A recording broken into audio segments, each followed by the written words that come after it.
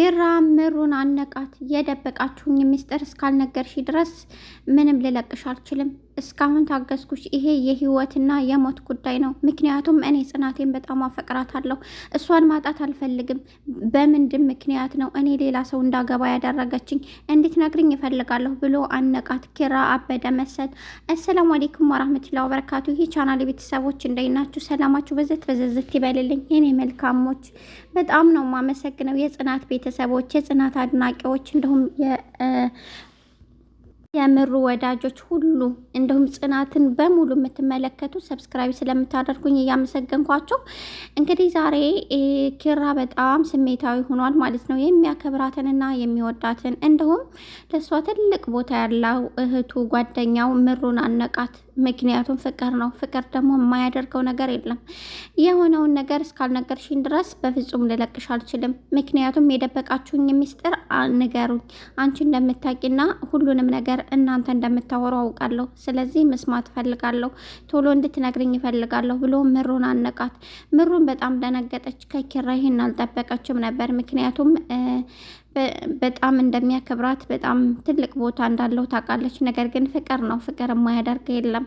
እሷም እባክህ ልቀቀኝና ሁሉንም ነገር ነግርሃለሁ፣ ወይም ጽናትን ጠይቃት። ጽናት ያልነገረችብህ ምክንያት ስላለ ነው እኔም ያልነገርኩ። ጽናትን ጠይቃትና ሁሉንም ነገር ትነግርሃለች ስትለው መልሶ አነቃት። በፍጹም አንቺ እንዴት ነግሪ ነው የምፈልገው? አንቺ እህቴ ሳትነግሪኝ እንዴት ነው እሷ ልትነግረኝ የምትችለው? ፍቅሬን እያጣሁኝ እየተበሳቆልኩኝ እንደዚህ እየሆንኩኝ እያየሽ እንዴት ነው ዝም ያለሽ? እንዴት ነው አስቻለሽ? በምን ልብሽ ነው እንደዚህ ሲያስቻለሽ? ለምንድን ነው ግን ምናምን ብሎ በጣም ብዙ ምክንያቶችን አበዛ ማለት ነው። ጽናትም ያልነገረችብህ ምክንያት የራሷ ምክንያት ይኖራታል። ስለዚህ እሷን ብትጠይቃት የበለጠ ይሻላል። ምክንያቱም እኔ ብነግርህ ጥሩ አይመጣም፣ እሷ ትንገርህ ብላ ነገረችው። እሱም በጣም ተናዶ ቤቱን ሁላ ገነባብሮ እሷንም ይሄንን እስካልነገርሽኝ ድረስ እምለቅሽ እንዳይመስልሽ፣ ጽናቴን ካጣሁኝ እኔ በጣም ከባድ ሁኔታ ላይ እንደምሆን ሁሉንም ታውቂያለሽ። ስለዚህ በዚህ ከቀጠልሽ፣ ምክንያቱም አንቺ እኔን እንደምትወጂኝ እንደምታከብሪኝ በፍጹም እኔ ካንቺ ይሄን አልጠብቅም። ምክንያቱም አንቺ ለእኔ ብዙ ነገር ሆነሽልኛል አለች። እሷም ተደናቅጣ ከቤት ወጥታ ሄደች። በጣም ተደናቅጣ ስለነበረ ሰውነቷ ሁላ እያንቀጠቀጣት ስለነበረ እንግዲህ ምን ሆነሽ ነው እያለ ውድ ፍቅሯ እያላት ነበር። ምንም እንዳልሆነችና ምንም እንዳልተፈጠረ፣ ምንም እንዴት አልተፈጠረም ትያለሽ? ከኔ ናሽናል ወሰድሽም አመመሽ፣ ልብሽን አመመሽ እያላት ነበረ። ብዙ ጥያቄዎችን እየጠየቃት በፍጹም እኔ ምንም አልሆንኩም አለችው ማለት ነው። የጽናት አባት በቅርቡ እንደሚመጣና እንደናፈቀችው ወይም አንቺ መምጣት እንዳለብሽ፣ በፍጹም እኔ እስካሁን ድረስ ቆይቻለሁ፣ ናፍቀሽኛል፣ ሰሞኑን ደግሞ በጣም እያቀባጀረኝ ስለሆነ እንድትመጭ ፈልጋለሁ ብለው ደወሉላት። እሷም እመጣለሁ እኔ፣ አንተ እባክህን እንዳትመጣ እኔ ነኝ የምመጣው አለችው። እንግዲህ የኪራ ቤተሰቦች፣ የኪራ እናት ኪራን ጽናትን እንደሚያፈቅራትና እንደሚወዳት ስታቅ በጣም ደስ ብሏታል።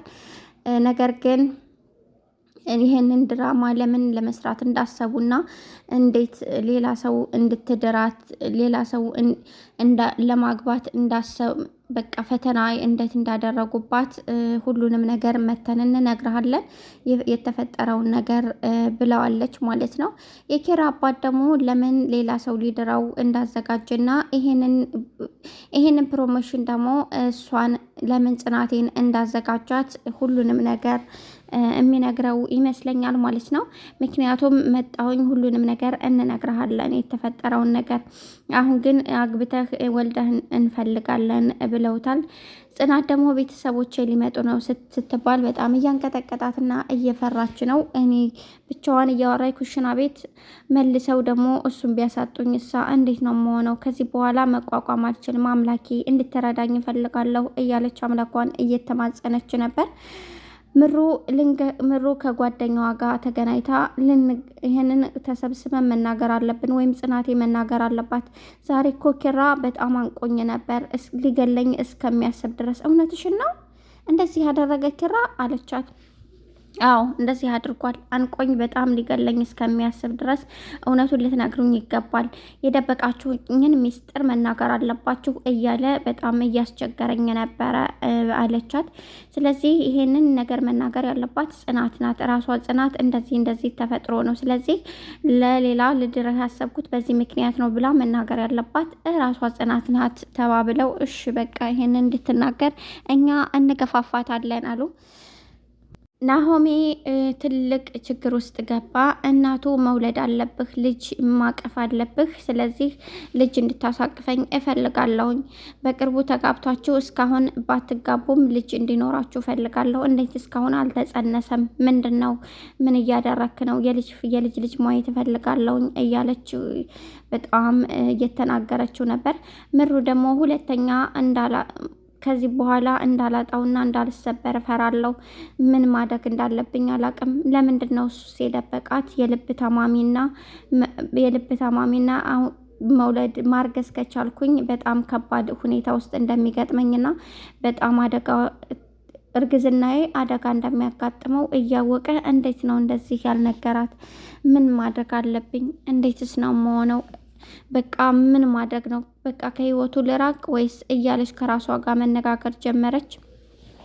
ናሆም ደግሞ ተረጋጊ እንጂ ትናንት እኮ ነው የተጋባን ነው፣ ገና ሙሽራንን። ስለምን ልጅ ነው የምታወሪው? እናቴ ምን ሆነሽ ነው? የተፈጠረ ችግር አለ እንዴ? ለምንድን ነው እንደዚህ የምታወሪው? እያላት ነበር።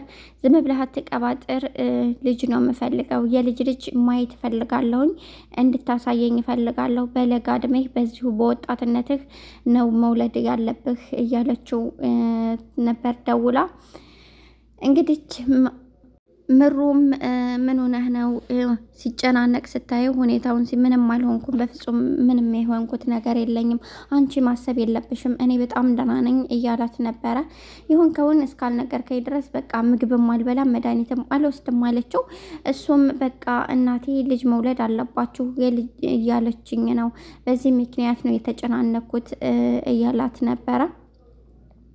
እሷም በውስጧ እናት አይደሉ ምናምን እያለች እንዴት ነው የልብ ታማሚ መሆኔን ያልነገረው እያለ በውስጧ መብሰልሰል ጀመረች። ነገር ግን ያልነገረባት ምክንያት የራሱ ምክንያት ይኖረዋል። ምንድነውስ ምክንያቱ እያለች ከራሷ ጋር ማውራት ጀመረች ማለት ነው።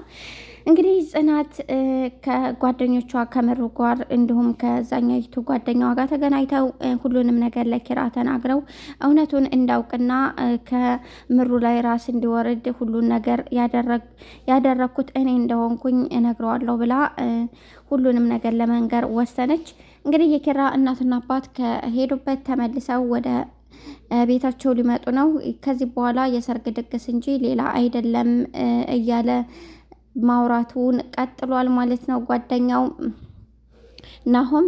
ነገር ግን ኪሮቤል ትቀልዳለህ አንተ ሁል ጊዜ እንደቀለድክ ነው እያለው እየተቃለዱ ዋሉ ማለት ነው። ውድና የተከበራችሁ የቻናል ቤተሰቦች ላይክ፣ ሰብስክራይብ በማድረግ ቻናሌን ተቀላቀሉ። ስለምታደርጉልኝ እርዳታ በጣም ነው የማመሰግነው። አላህ ይርዳችሁ። አመሰግናለሁ። በያላችሁበት ሰላም